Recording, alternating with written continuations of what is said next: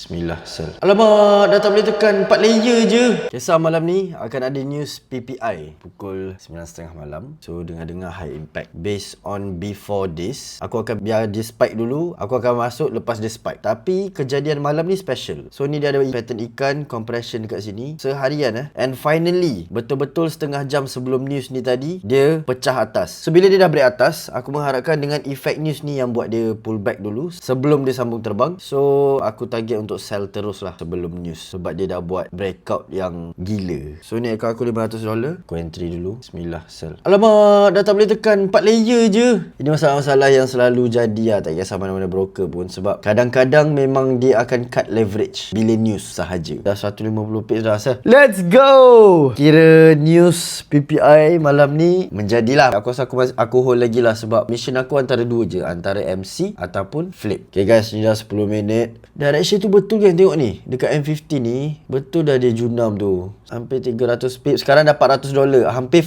flip juga. Aku rasa dah break lag dah. Aku takut dia tak boleh nak flip sampai $1000. $400 profit. Okey lah, siapa nak bagi? Dah dapat profit RM1,500. So macam mana aku boleh tahu direction untuk news malam ni? Semua benda ni kau akan tahu bila kau ada basic trading sampai advance. Kau nak belajar tapi kau tak tahu nak start kat mana, kau boleh claim je ebook yang Full Swing Formula sediakan. Tak perlu bayar, free je. Kau boleh claim je dekat admin. Tekan link kat bio, tekan 3 titik kat atas, tekan open in browser. Bagi tahu je yang kau nak ebook free, kau nak belajar. So disebabkan raya ni nak dekat, aku nak full swing raya sama-sama dengan Circle Full Swing Formula. Kau nak join, link kat bio. Assalamualaikum. Ciao.